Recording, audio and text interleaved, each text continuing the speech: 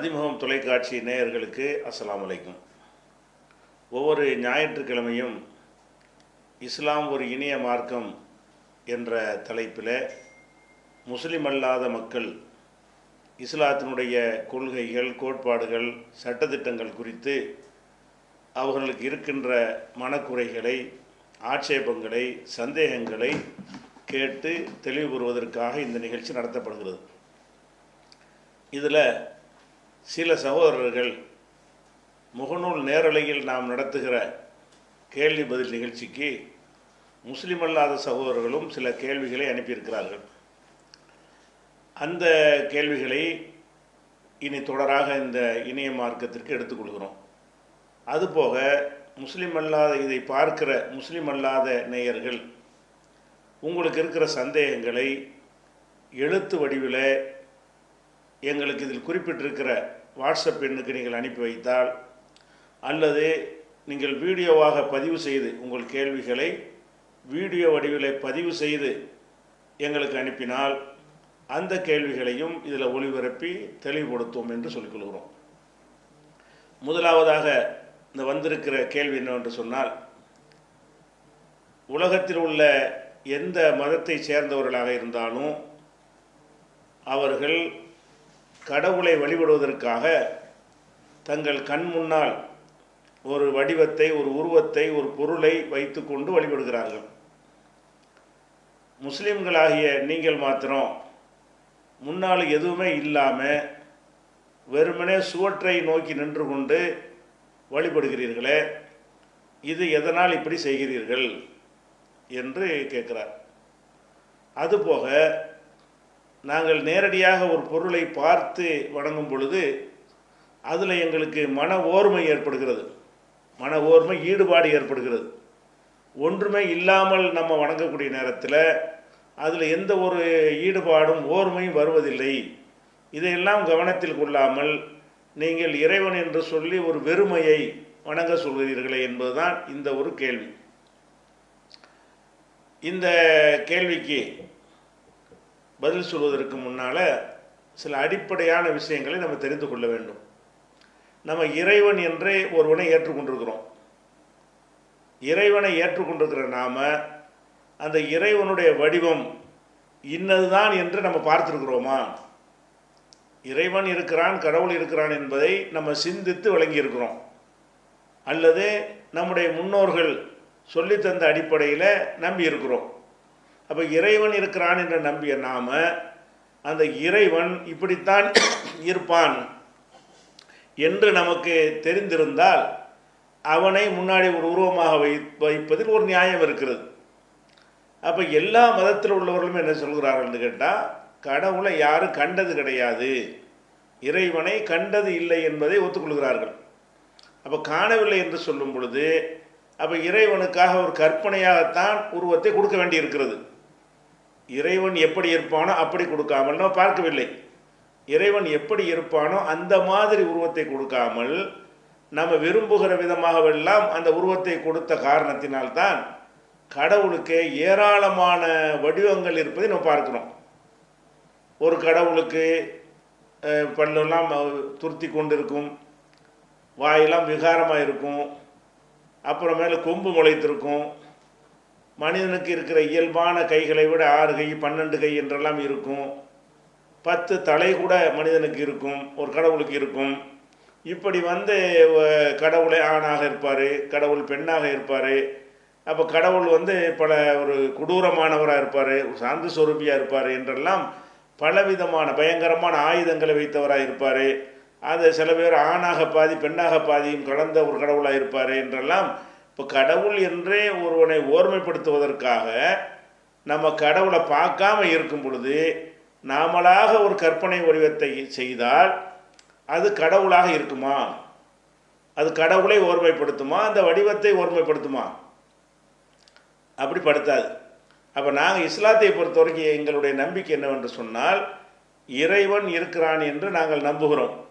இந்த இறைவன் இருக்கிறான் என்பதை எங்களுக்கு கற்றுத்தந்த முகமது நபி அவர்களாகட்டும், அவர்களுக்கு முன்னர் உலக மக்களுக்கெல்லாம் இந்த மார்க்கத்தை போதித்த மற்ற நபிமார்களாக, மற்ற இறை தூதர்களாக இருக்கட்டும், யாருமே இறைவனை பார்த்தது கிடையாது, பார்க்க முடியாது என்ற இஸ்லாம் தெளிவாக சொல்லுது. லா யுத்ரிகுல் அப்சார், எந்த பார்வைகளும் அவனை அடைய முடியாது. இப்போ பார்வைகளால் இறைவனை பார்க்க முடியாது, அவனுடைய வல்லமையைத்தான் உணர முடியும் என்பது இஸ்லாமிய கோட்பாடு. முகமது நபி அவர்கள் கூட இறைவனை பார்த்தது கிடையாது. அப்போ இறைவனை யாருமே பார்த்தது கிடையாது. உலகம் அளிக்கப்பட்ட பிறகு திரும்ப நம்ம உயிர்ப்பித்து எழும்போது அப்போ அந்த இறைவனை பார்க்கக்கூடிய ஆற்றலும் சக்தியும் நமக்கு வழங்கப்படும். அந்த படைப்பு வேறு விதமான படைப்பாக இருக்கும். அப்போது நம்ம பார்ப்போம். இப்போது இந்த இறைவனுடைய வல்லமையை, இறைவனை பார்க்க நினைத்தால் நம்மால் பார்க்க இயலாது, நம்ம பொசுங்கி சாம்பலாகி விடுவோம் என்கிற கோட்பாட்டை இஸ்லாம் சொல்கிறது. மூசா நபி, அதாவது மற்ற கிறிஸ்தவர்கள் மோசேன்னு சொல்வார்கள், அந்த மூசா நபி அவர்கள் இறைவனை நான் பார்க்க வேண்டும் என்று இறைவன்கிட்ட கேட்ட பொழுது இறைவன் இதை தெளிவாக சொல்லி விடுகிறான். நீ என்னை பார்க்க முடியாது, வேண்டுமானால் என்னுடைய ஒளிக்கீற்றை இந்த மலையின் மீது நான் பாய்ச்சுகிறேன், இந்த மலை அப்படியே இருக்கும் என்று சொன்னால் பிறகு நீ என்னை பார்க்கலாம் என்று சொல்லிவிட்டு இறைவன் தன்னுடைய ஒளியை அந்த மலையின் மீது பாய்ச்சிய பொழுது அந்த மலை சுக்குநூறாக உடைந்து நொறுங்கியது. அந்த ஒளி இறைவனுடைய அந்த இதை பவரை தாங்க முடியாமல் நொறுங்கியதாக திருக்குரான் சொல்லுகிறது. அப்போ ஒரு இறை தூதர் நான் பார்க்கணும்னு கேட்ட நேரத்தில் கூட அது பார்க்க இயலாது, தராணி, என்னை பார்க்கவே இயலாது என்று இறைவன் சொன்னதாக குரான் எங்களுக்கு சொல்லுகிறது. அதனால இறைவன் இப்படித்தான் இருப்பான் என்று பார்த்து யாராவது சொன்னால் நம்ம அதே மாதிரி ஏறக்குறைய அவரை வரைஞ்சி காட்டினால் நம்ம அதை உருவமாக வைத்தால் ஒரு அர்த்தம் இருக்கிறது. அது கூட சரியில்லை, ஒரு அளவுக்கு அதில் அர்த்தம் இருக்கிறது. ஆனால் இறைவனை நம்ம பார்க்காம இருக்கும் பொழுது அவங்கவுங்க கற்பனையில் நீங்கள் விட்டீங்கன்னு சொன்னால் அவன் எப்படியெல்லாம் நினைக்கிறானோ அப்படியெல்லாம் இறைவனுக்கு ஒரு உருவத்தை கொடுப்பான். அதனால தான் இத்தனை வகையான ஒரு கொடூரமாக பயங்கரமான தோற்றத்தில் எல்லாம் என்ன செய்யும், கோவணம் கட்டி கொண்டும் பல நிர்வாணமாகவும் பல தோற்றங்களில் கடவுளை பார்க்கறதுக்கு காரணம் என்னென்னு கேட்டால், கடவுளை பார்க்கல, நம்மளாக தான் வரைகிறோம். நம்ம எப்படி இருந்தால் கடவுள் இருந்தால் நல்லா இருக்கும்னு நினைக்கிறோமோ அப்படி ஒரு உருவத்தை கொடுத்து வரைந்து கொள்கிறோம். அப்போ இந்த மாதிரி விஷயத்தை நம்ம செய்வது, நீங்கள் எந்த மதத்துக்காரலாக இருந்தாலும் அந்த இறைவன் இதை ஏற்றுக்கொள்வானா? நாம் ஏற்றுக்கொள்வோமா? நான் இருக்கிறேன், என்னைய மாதிரி வரைந்தால் நான் ஏற்றுக்கொள்வேன், அல்லது என்னை விட சிறப்பாக வரைந்தால் அதை கொஞ்சம் நான் ஏற்றுக்கொள்வேன். இப்போ என்னை மாதிரி ஒரு புகைப்படம் எடுத்தால் நான் அதை ஏற்றுக்கொள்கிறேன். நான் இருப்பதை விட கூடுதலாக என்னை அழகாக காட்டும் வகையில் புகைப்படம் எடுத்தால் அதில் கூட நான் சந்தோஷம் அடைகிறேன். நான் இப்படி இருக்கும் பொழுது என்னை விகாரமாகவும் ஒரு கோரமாகவும் சித்தரித்து வரைந்தால் எனக்கு கோபம் வருமா வராதா? நான் ஒரு மனுஷன், எனக்கு யானைத்தலை மாதிரி வைத்து என்னை நீங்கள் வரைந்தால் அது எனக்கு கோபம் வருமா? நான் இப்படியா இருக்கேன்னு கேட்போம்ல. என்னுடைய கண்ணு எப்படி இருக்குன்னு அதுக்கு மாற்றமாக கொடூரமான பார்வை பார்க்குற மாதிரி என்னுடைய கண்ணை வரைந்தால் அது எனக்கு கோபத்தை ஏற்படுத்துகிறது. அப்போ நம்மளை என்ன மாதிரி இருக்கிறோமோ அந்த மாதிரி இருப்பதற்கு மாற்றமாக மனிதர்களை வரைந்தால் அதை நம்ம ஏற்றுக்கொள்வது கிடையாது, சரியில்லைன்னு சொல்லுகிறோம். அப்படியானால் இந்த படைத்த பரம்பொருளாக இறைவனை நீங்கள் பார்க்கவே இல்லை, எப்படி இருப்பான்னு தெரியாது, அவனுடைய வல்லமை தெரிகிறது, ஆற்றல் தெரிகிறது.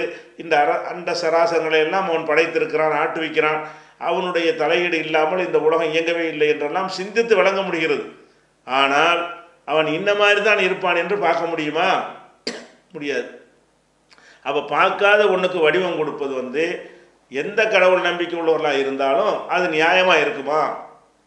உங்களுக்கு இந்த மாதிரி செய்தால் நீங்கள் ஏற்றுக்கொள்ள மாட்டீர்கள், கடவுளுக்கு இந்த மாதிரி செய்தால், அப்போ ஒரு கடவுள்னு ஒருத்தர் இருப்பார் இல்லையா, அவருக்கு இது கோபத்தை ஏற்படுத்துமா, அது மகிழ்ச்சியை தருமா?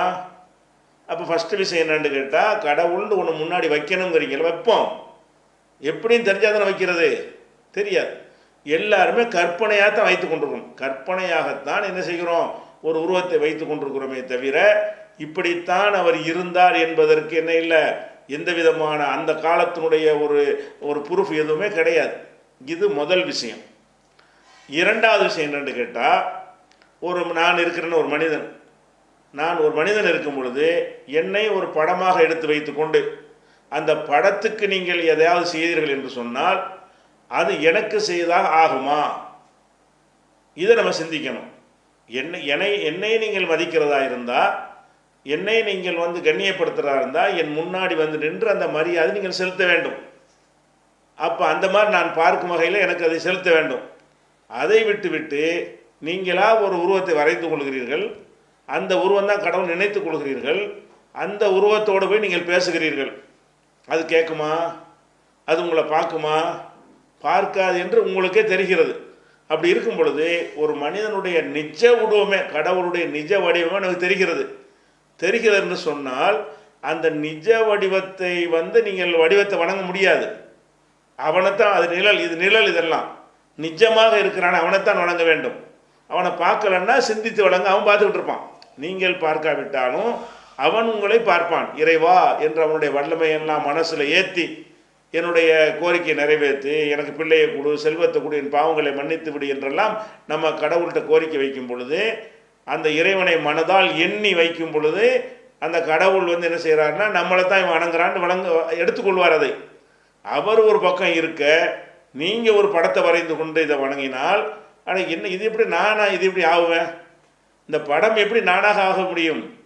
படம்னு சும்மா அடையாளத்துக்கு நீங்கள் வரைந்து கொண்ட ஒரு விஷயம் தானே தவிர அதுக்கு எந்த விதமான ஒரு சக்தியோ ஆற்றலோ எதுவுமே இல்லை. வெறும் மை தான் அது. படம்ங்கிறது இங்கு தான், அது வேறு ஒன்றுமே கிடையாது. அதே மாதிரி சிற்பமாக வடிச்சிங்கன்னா ஒரு கல் தான், வேறு ஒன்றும் அதில் கிடையாது. அப்போ நீங்கள் அந்த கல்லை போய் கடவுள்னு சொன்னால், இந்த இதாட நான் இப்படி தான், இதை என்னை வணங்குறது ஆகுமான்னு கேட்க மாட்டார். இந்த சிலைகளை கடவுள் மாதிரி நினைக்கிறது ஒரு மூட நம்பிக்கையை தெரியலையா? இப்போ நம்ம பார்த்துருக்கோம், பகுத்தறிவு பேசக்கூடியவங்களோட என்ன செய்வாங்கன்னு கேட்டால், பெரியார் சிலைக்கு போய் மாலையை போடுவாங்க, அண்ணா சிலைக்கு மாலை, அண்ணா சமாதியில் மலர் வளையம் வைப்பாங்க. இதெல்லாம் அந்த அண்ணாவுக்கு பெரியாருக்கு தெரியுமா? தெரியாது. அப்போ இல்லாத ஒன்று இருக்கிறதாக இப்படி நினைக்கிறாங்கல்ல, இதே மாதிரி தான் இவங்களும் நினைக்கிறாங்க. அப்போ நம்ம கடவுள்னு நினைக்கிறது நீங்கள் அந்த சிலைக்கு எதாவது செஞ்சீங்கன்னு சொன்னால் அந்த சிலை இதை வழங்குமா? வழங்காது. அப்போ அதே மாதிரி நம்ம கடவுளை நம்ம வழிபட நினைத்தோம் என்று சொன்னால் கடவுளுடைய வடிவத்தை வணங்கக்கூடாது, கடவுளைத்தான் வணங்கணும். கடவுள் மாதிரி செய்கிற போலியை வணங்கக்கூடாது, ஒரிஜினலை தான் வணங்கணும். கடவுள் மாதிரி மனிதன் சித்தரித்த அந்த படம் கண்டிப்பாக கடவுள் ஆக முடியாது. அந்த கடவுள்கிட்ட இருக்கிற அத்தனை ஆற்றலையும் ஒரு படத்தில் உங்களால் கொண்டு வர முடியுமா? ஒரு கல்லில் அப்படி கொண்டு வந்துட முடியுமா? ஒன்றும் முடியாது. அப்போ இதெல்லாம் என்ன ஏற்படுகிறது என்று சொன்னால், இப்போ சிலைகளுக்கெல்லாம் அதிகமான விலை கிடைக்கிற காரணத்தினால சிலைகளை திருடிட்டு போகிறார்கள், வெளிநாடுகளுக்கெல்லாம் ஏற்றுமதி செய்கிறார்கள். அப்போ நம்ம என்ன நினைக்கிறோம்? இப்போ கடவுள்னு நம்ம நினைக்கிறோம். அந்த கடவுள் சிலை தன்னை காப்பாற்றி கொள்ள முடியலைங்கும்போது அதை கொண்டு வைக்கிறோம். வச்சா நம்முடைய நம்பிக்கை பலவீனப்படுமா படாதா? ஆனால் நேற்று வரைக்கும் கும்பிட்டு இருந்தால் தூக்கிட்டு போயிட்டாங்க. அவர் நம்மளே தன்னையே காப்பாற்றி கொள்ள முடியவில்லை, தூக்க வரணும்னு அடித்து நொறுக்கிட்டு அவர் தன்னை தற்காத்து கொள்ள முடியலை. எங்கே இருக்காருன்னு தெரியாமல் பல வருடங்கள் ஓடுகிறது. அப்புறமேல வேறு உகாண்டாவிலையும் அமெரிக்காவிலையும் பிரிட்டன்லையும் கண்டுபிடிச்சி கொண்டு வர்றாங்க, அதுக்குன்னு தனிப்படையெல்லாம் அமைக்கிறாங்க. இவ்வளவு நடக்கும்போது நம்ம என்ன விளங்கணும்? அப்போ இது கடவுள் அல்ல. இந்த உருவத்திலேயே கடவுள் இருந்தாலும் இது கடவுள் அல்ல. உருவம் என்பது நம்ம என்னென்றால் நம்மளாக செய்யக்கூடிய ஒரு பொருள், அது அவ்வளோதான்.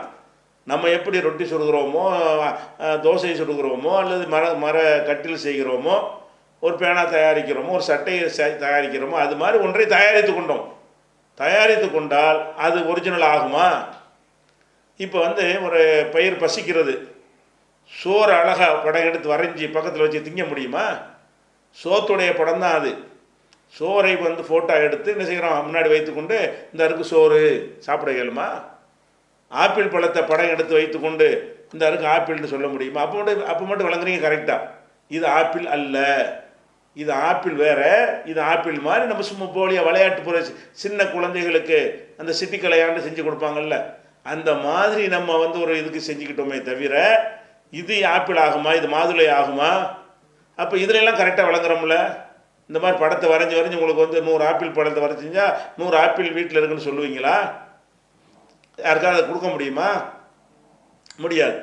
அப்போ நம்ம என்ன விளங்கணும்? ஒரு ஆப்பிளுடைய பழம் ஆப்பிள் பழத்தினுடைய படம் எப்படி ஆப்பிளாக ஆக முடியாதோ, இறைவனுடைய உருவம் என்ற நீங்கள் நிஜ உருவம் உங்களுக்கு தெரியவே செய்யாது. தெரிந்து நீங்கள் வரைந்தாலும் அது எப்படி இறைவனாக இருக்க முடியும்? ஒரு நாயை வீட்டு காவலுக்கு வைக்கிறோம், நிஜ நாய் வீட்டை காவல் காக்கும். நாயை சிலையாக செஞ்சு வாசலில் வச்சா காவல் காக்குமா? அந்த நாயை டிட்டோ அப்படியே நீங்கள் ஃபோட்டோ எடுத்து அது சிலையாக செய்து வாசலில் வச்சிங்கன்னு சொன்னால் அது அந்த நாய் ஆகுமா? அது நாய் ஆகாது.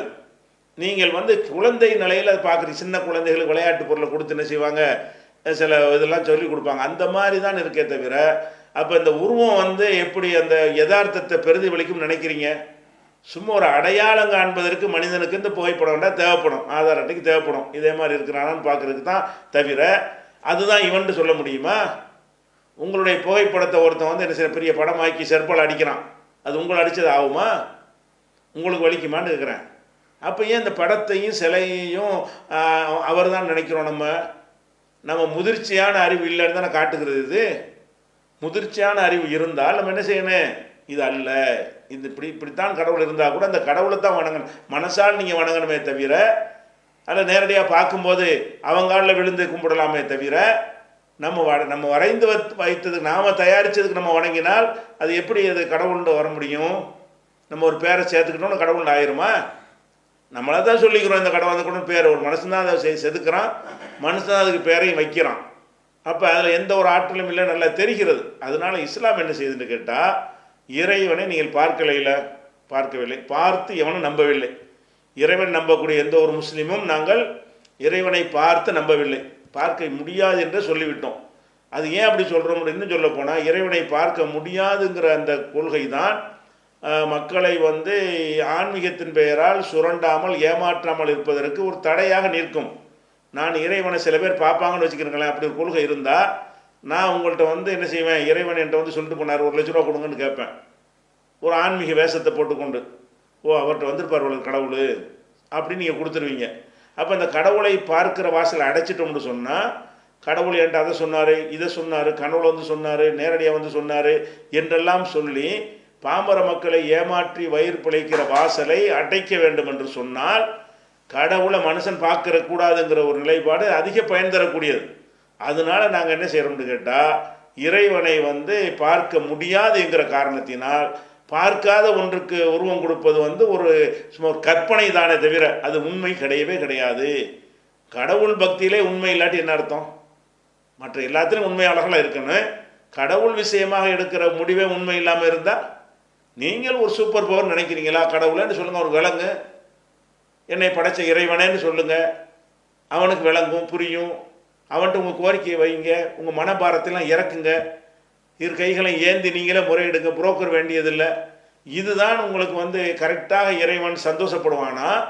அல்ல இறைவன் ஒரு பக்கம் இருக்க நீங்களா ஒன்றை தயாரித்து கொண்டு இதுதான் இறைவன் என்று சொன்னால் அவர் கோபப்படுவானா? இறைவன் கண்டிப்பாக இறைவன் கோபப்படுவான், அவர்களை தண்டிக்கத்தான் செய்வான். அதனால் நம்ம இறைவனை நம்புறது நிஜமாக இருந்தால் அவனுடைய கண்ணியத்தை குலைக்கிற வகையில் நம்பக்கூடாது, அவனுக்கு கோபம் ஏற்படுத்துகிற வகையில் நம்பக்கூடாது. இந்த காரணத்திற்காகத்தான் இஸ்லாம் என்ன சொல்லுதுன்னு கேட்டால், நீங்கள் ஒரு இறைவனை உங்கள் மனசால் துதியுங்கள், மனசில் ஓர்மையாக கொண்டு வாருங்கள் என்று எங்களுக்கு கட்டளை எடுக்கிறது. இது முதல் விஷயம். இரண்டாவதாக, உண்மை இல்லாட்டி எப்படி ஓர்மை வரும்னு ஒரு கேள்வி கேட்குறீங்க. உண்மை இல்லாட்டி ஓர்மை வருமா வராதா என்பதை நாங்கள் 1400 வருஷங்களாக நாங்கள் நிரூபித்து கொண்டு இருக்கிறோம். எப்படி நிரூபிக்கிறோம்? உலகத்தில் எந்த ஒரு வழிபாட்டில் ஈடுபட்டவர்களாக இருந்தாலும் அவர்களுக்கு கவனச்சிதறல் ஏற்படுகிறது, சிதறி ஓடி விடுவார்கள். ஒரு பிரச்சனை என்று மழை பெஞ்சு ஓட கும்பிட்டு ஓடி விடுவார்கள். ஆனால் முஸ்லீம்களாகிய நாங்கள் நிற்பது இறைவன் முன்னால் என்று நாங்கள் மானசீகமாக இறைவனை கொண்டு வருகிறோம். நாங்கள் வெறுமனே ஒரு சுவரை பார்த்து நின்றாலும், திறந்த வழியில் நின்றாலும், ஒன்றுமே முன்னாடி இல்லாவிட்டாலும் இறைவனை வணங்கப் போகிறேன்னு எப்போ மனசில் நினைக்கிறோமோ அப்போ எங்கள் மனசில் என்ன வந்து விடுகிறது? நாம் இறைவனை இப்போ வணங்கப் போகிறோம், அந்த இறைவன் நம்மை பார்த்து கொண்டிருக்கிறான், நம்முடைய எல்லா செயலும் அவனுடைய கண்காணிப்பில் இருக்கிறது, இந்த மாதிரி வணங்குவதை இவன் விரும்புகிறான் என்றெல்லாம் மனசில் அதை நம்பிக்கையை அதிகப்படுத்தி கொண்ட நிலையில் தான் நாங்கள் தொழுகிறோம். இப்படி தொழக்கூடிய நேரத்தில் நீங்கள் பள்ளிவாசலில் முஸ்லீம் அல்லாத மக்கள் இருந்தால் எந்த பள்ளிவாசல் வேணாலும் போய் வெளியில் நின்று பாருங்கள், என்ன நடந்தாலும் திரும்பி பார்க்க மாட்டார். தொழுகையில் ஈடுபட்டு விட்டார்னு சொன்னால் வெளியில் சண்டை நடந்தாலும் கூச்சல் வந்தாலும் குழப்பம் வந்தாலும் மழையை இடிக்கிறது என்று சொன்னால், புயல் அடிக்கிறது காத்துன்னு சொன்னால், அந்த தொழுகையை முடிக்கிற வரைக்கும் அவங்க தங்களுடைய கவனத்தை திருப்ப மாட்டார்கள். தொழுகை முடிஞ்ச பிறகு தான் அது என்னன்னு பார்ப்பார்கள். இதை நீங்களே அனுபவபூர்வமாக பார்க்கலாம். அப்போ ஏன் ஒருமை இல்லாமல் எங்கே ஒருமையாக தானே இருக்கிறோம்? ஓர்மையாக மனம் ஓர்மையோட தானே கடவுளை வணங்குறோம். ஒன்றுமே இருக்கணும்னு அவசியம் இருக்கிறது, உணர்வு தானே முக்கியம். இருக்கணுங்கிறதுல நீங்கள் வந்து ஓர்மை வரும்னு சொல்கிறீங்க. இருப்பதில் என்ன இருக்குதுங்கிறத பொறுத்து தான் ஓர்மை வரும். இந்த கல் நம்மளை என்ன பார்க்கவா செய்யும்னு நினச்சா எனக்கு ஓர்மை வராது. இது நம்ம தானே செஞ்சோம் அப்படின்னு ஒரு அடிமனசில் இருந்தால் அதில் எனக்கு ஓர்மை வராது. நம்மளை செஞ்சான ஒருத்தன் அவனை நான் வணங்குறேன் என்று நினைத்தால் அதில் ஓர்மை வரும். அப்போ மன ஓர்மைக்காக வேண்டிய ஒரு இறைவனை வணங்குவது என்று சொன்னால் அதுக்கு வந்து உருவத்தை இருக்கக்கூடாது. உருவம் இருந்தால் அது இறைவனை வணங்கியதாக ஆகாது. இதான் லாஜிக்கு. நீங்கள் கடவுள் நாத்திகர்கள் மற்றவங்க விட்டுருங்க, பக்திமான்களுடைய கருத்து பிரகாரம் எது சரியான யோசிங்க. கடவுள் இருக்குன்னு நீங்கள் நம்புறீங்கல்ல, அந்த நம்பும் பொழுது அவனை அப்படியே பிரதிபலிக்கும் விதமாக உங்களால் செய்ய முடியுமா, கொண்டு வர முடியுமா? அந்த பவரை எல்லாம் நீங்கள் மனுஷன் ஒரு கல்லை செதுக்கி அதில் ஏற்ற முடியுமா? கடவுளே ஏற்றினா தான் உண்டு. நீங்களா ஒன்றை செய்கிறீர்கள், நீங்களா ஒன்றை வரைகிறீர்கள், இதுதான் இந்த கடவுள்னு ஒரு பேரை வைக்கிறீர்கள். வைத்தது எவனோ ஒரு மனுஷன் தான் வைக்கிறான். வைத்த உடனே அதை நம்பிக்கொண்டு இந்த உருவத்தை மட்டும் பார்த்து கொண்டு இதுதான் கடவுள், இதுக்குள்ளே எல்லா சக்தியும் வந்துருச்சுன்னு சொல்கிறீங்க. ஆனால் கண்ணு முன்னாடி அந்த சக்தி இல்லைன்னு உங்களுக்கு தெரிகிறது. நீங்கள் போடுகிற காணிக்கைகளை வந்து அவர் எடுத்துக்கொள்வதே கிடையாது. அது அப்படி தான் இருக்கும். அந்த காணிக்கை யார் எடுத்துக்கொள்வார்கள் என்று சொன்னால் அதை வந்து பராமரிக்கக்கூடியவர்களும் அதுக்கு புரோகிதம் பார்க்கக்கூடியவர்களும் தான் அந்த காணிக்கைகளை எடுத்து சாப்பிடுகிறார்கள். நல்லா தெரியுதுல்ல. அப்போ நீங்கள் கொடுக்குற காணிக்கை கூட வாங்க மாட்டேங்கிறாரு. அப்போ அது அவருக்கு போய் சேர மாட்டேங்குது. நீங்கள் சாப்பாடு எப்படி அவருக்கு புகையை தான் காட்டுறமே தவிர அதை கூட அவர் சுவாசிக்க முடியுமா? அவருக்கு நெடி ஏறுமா? அதெல்லாம் வரும், குளிர் அடிக்குமா அவருக்கு? ஒன்றுமே இல்லை. அந்த அப்படியே அவர் கடவுள் நம்ம நினைக்கிறது, அது கடவுள் இல்லைன்ட்டு போயிடலாம். அதுக்கு இப்படித்தான் ஒரு கடவுள் இருப்பார்னு சொன்னால் அது கடவுள் இல்லாமல் இருக்கலாம். இப்போ கடவுள்னு நம்ம ஒருத்தர் நினைத்து பயப்படுவது வந்து நம்மளை நல்ல வழிக்கு திருப்பணும். அவனை நினைச்சவனுக்கு பயம் வரணும். ஆஹா, கடவுள் பார்த்துட்டு இருக்கிறாரு. அதே மாதிரி நீங்கள் இப்போ ரம்ஜான் மாதத்தில் நீங்கள் பார்த்தீங்கன்னு சொன்னால் நாங்கள் நோன்பு வைக்கிறோம். கிட்டத்தட்ட 12 மணி நேரம், 13 மணி நேரம், 14 மணி நேரம், அந்த கோடை குளிர்காலத்தினுடைய அளவை பொறுத்து வித்தியாசப்படும். 12 மணிலேருந்து 15, 14, 15 மணி நேரம் எல்லாம் பகல் இருந்துச்சுன்னு சொன்னால் நாங்கள் அவ்வளோ நேரம் நோன்பு வைக்கிறோம். தண்ணி கூட குடிக்க மாட்டோம். அப்போ எந்த உணவு, சைவ உணவு அசைவ உணவுன்னு எதுவுமே சாப்பிட மாட்டோம். அப்போ அந்த அளவுக்கு எல்லாத்தையும் கட்டுப்பாடாக இருந்து கொண்டு நாங்கள் மாலையில் சூரியன் மறைந்த பிறகு தான் கிழக்கு வெளுத்த உடனே ஆரம்பிக்கிற நோன்பு, மாலையில் சூரியன் மறையும் பொழுது நாங்கள் அந்த நோன்பை முடிக்கிறோம். இது ஓர்மை தானே? எப்படி இறைவனை வந்து ஒரு பொருளாக நாங்கள் பார்க்காவிட்டாலும் பசியையும் தாகத்தையும் ஒருத்தன் அடக்கி கொண்டு இருக்க இயலுமா? பசி வந்துட 10 பறந்து போகும்னு சொல்கிறான். பசி வந்துருச்சுன்னா மானம், ரோசம், வெக்கம், சூடு, சொரணை எல்லாம் பறந்து போயிடும். அப்போ பசி வந்தால் எல்லாம் பறந்து போயிடும்னு சொல்லக்கூடிய ஒரு நேரத்தில் எங்களுக்கு பசி வருகிறது, பசிக்கும். அவ்வளோ நேரத்துக்கு பசியாக யாருக்கு இருக்க முடியாது. ஆனாலும் எங்களை படைத்த இறைவன் இதை எங்களை கடமையாக்கி இருக்கிறான். அவனுக்கு தெரியும் நான் இதை சாப்பிட்டு விட்டால் அவன் என்னை பார்த்து கொண்டிருக்கிறான், அவனை ஏமாற்ற முடியாது அப்படின்ற ஒரு எண்ணம் எனக்கு இருக்கும் பொழுது நான் தொடமாட்டேங்கிறேன். எவ்வளோ பசியாக இருந்தாலும் அதை தொடமாட்டேன், தண்ணீரை குடிக்க மாட்டேன். கணவன் மனைவி சேர மாட்டார்கள் அந்த பகல் நேரத்தில், நோன்பு காலங்களில். அதெல்லாம் எவ்வளோ ஆசை இருந்தாலும் அதை அடக்கி கொள்றான. அது வந்து ஒன்றும் இல்லாத சூனியம்னு சொல்கிறீங்களே, அவனுடைய பவரை விளங்க போய் தானே இப்படி எங்களால் நடக்க முடிகிறது. இந்த மாதிரியான விரதத்தை மற்றவங்க யாராவது கடைப்பிடிக்க முடியுமா? முடிகிறதா? எங்களுக்கு முடிகிற காரணம் எங்களுடைய உடல் வலிமை காரணமா? இல்லை, எங்களுடைய மன வலிமை, எங்களுடைய நம்பிக்கை காரணம். என்ன நம்பிக்கை? என் இறைவன் இதை கட்டளையிட்டிருக்கிறான், அவனுக்கு தெரியாமல் என்னால் எதுவும் செய்ய முடியாது, அதனால் அவன் பார்த்து கொண்டிருக்கிறான், நான் சாப்பிட்டால் தெரிஞ்சு போய்விடும் என்று பயந்து பயந்து நாங்கள் வந்து 1 மாத காலம் 12ல் ஒரு பங்கு, ஒரு வருஷத்தில் 12ல் ஒரு பங்கு, ஒரு மாதம் என்பது, அதில் நோன்பு வைக்கிறோம். மாதம் 3 நோன்பு வைக்கிறார்கள், திங்கள் வியாழன் நோன்பு வைக்கிறார்கள். இப்படி பலவிதமான நோன்புகளை தொடர்ந்து நாங்கள் டோட்டலாக பார்த்தா 2 மாதங்கள் அளவுக்கு வருஷத்துக்கு நோன்பு நோக்கிறோம். இந்த நோன்பின் மூலமாக நாங்கள் கட்டுப்பாடோடு இருக்கிறோமே. அது ஒரு சிலையை வைத்தா, ஒரு உருவத்தை முன்னாடி வைத்ததுனாலயா? இறைவனை உள்ளபடி உணர்ந்ததுனால, இறைவனுடைய வல்லமையை, பவரை நாங்கள் உள்ளபடி உணர்ந்த காரணத்தினால் அப்படி நடக்க முடிகிறது. ஒரு மனிதன் பொதுவாக எதில் வேண்டாலும் தலையை கூட கொடுப்பான், காசு கொடுக்க மாட்டான்னு சொல்லுவாங்க. காசுங்கிறது அவ்வளோ முக்கியமான ஒரு விஷயமா இருக்கிறது. பணத்தை எடுத்து இறக்குறதுக்கு ரொம்ப கஷ்டப்படுவான். இன்றைக்கி ஒரு சில பேர் கோடி கணக்கு வழக்கு இல்லாமல் தப்பாக சம்பாதிக்கிறவங்க வேண்டுமானால் அதிகமான காணிக்கைகளை கொடுப்பார்கள். சராசரி மனிதர்கள் வந்து அப்படி பணத்தை இழக்கிறதுக்கும் பயப்படுவார்கள். நாங்கள் என்ன செய்கிறோம்? எவ்வளோ பணம் சம்பாதித்தாலும் 100க்கு 2.5 கணக்கு பண்ணி அதை ஜக்காத்தாக ஏழை எளியவர்கள், அனாதைகள், திக்கற்றவர்கள், கைதிகள், இந்த மாதிரி ஆட்களுக்காக என்ன செய்கிறோம், நாங்கள் செலவிடுகிறோம். கம்பல்சரியாக 2.5%. அதே மாதிரி விரும்பி நாங்களாக செய்வது அதுக்கு வேறு ஆர்வமூட்டப்பட்டிருக்கிறது, அதுக்கு தாண்டியும் செய்கிறோம். 2.5% கட்டாய கடமை என்ற அடிப்படையிலையும் 10, 20, 30க்கு மேலே செய்யக்கூடாது, 33க்கு மேலே செய்கிறதுக்கு தடை இருக்கிறது. 3 1 பங்கு தான் தர்மம் செய்யணும். அந்த அளவுக்கு நாங்கள் எங்களால் இயன்ற அளவுக்கு தர்மம் செய்கிறவங்களாம் இருக்கிறார்கள். இதெல்லாம் எதை வச்சு செய்கிறோம், ஓர்மையிற்கு பற்றி தானே செய்கிறோம். அதே மாதிரி நாங்கள் செய்கிற எல்லா இப்போ இந்த வெள்ளம், புயல், மழை, சீற்றம் இதெல்லாம் வருகிறது. இதெல்லாம் வரும்போது மற்றவங்க ஓர்மையாக இருக்கிறோம்னு சொல்லக்கூடியவர்கள் களத்தில் இறங்கி நீங்கள் பார்த்துறீங்களா? இல்லை. ஒரு அரசியலுக்காக வேண்டி 100 பட்டணத்தை கொடுத்துட்டு போவதை நீங்கள் பார்ப்பீர்கள். ஆனால் முஸ்லீம்களில் எந்த ஒரு பிரிவை சேர்ந்தவர்களாக இருந்தாலும் அதில் முதல்ல போய் இறங்கி அவங்க தான் நிற்கிறாங்க. அந்த மீட்கிறாங்க, உயிரை பணையம் வைத்து நீச்சல் அடித்து போய் எல்லாம் மீட்டு கொண்டு வருகிறார்கள். அவர்களுக்கு உணவு கொடுக்கிறார்கள், தேவைகளை பூர்த்தி செய்கிறார்கள். தொடர் மழையாக இருந்தாலும் அத்தியாவசிய பொருட்கள் மெழுகுவத்தியில் இருந்து, கொசுவத்தியில் இருந்து, அவங்களுக்கு தேவையான உணவில் இருந்து, பாலில் இருந்து, பால் பவுடரில் இருந்து, தீப்பெட்டியிலிருந்து, ஊதுபத்தியில் இருந்து, இப்படி எல்லாமே அவங்களுக்கு என்னென்னலாம் தேவை இருக்கிறதோ அத்தனை பல நாட்கள் தொடர்ச்சியாக இந்த சமீப காலங்கள் நடந்த புயல் வெள்ள நிவாரணத்தின் போது யார் செய்தார்கள், அதிகமாக செய்தார்கள்? முஸ்லிம்கள் செய்தார்கள். ஏன் செய்தார்கள்? அவர்கள் இறைவனை இறைவன் இடத்துல வைத்து பார்க்கிறார்கள். மற்றவங்க இறைவனை அதுக்கு போய் நின்றால் மட்டும்தான் அந்த பயம் வருகிறது.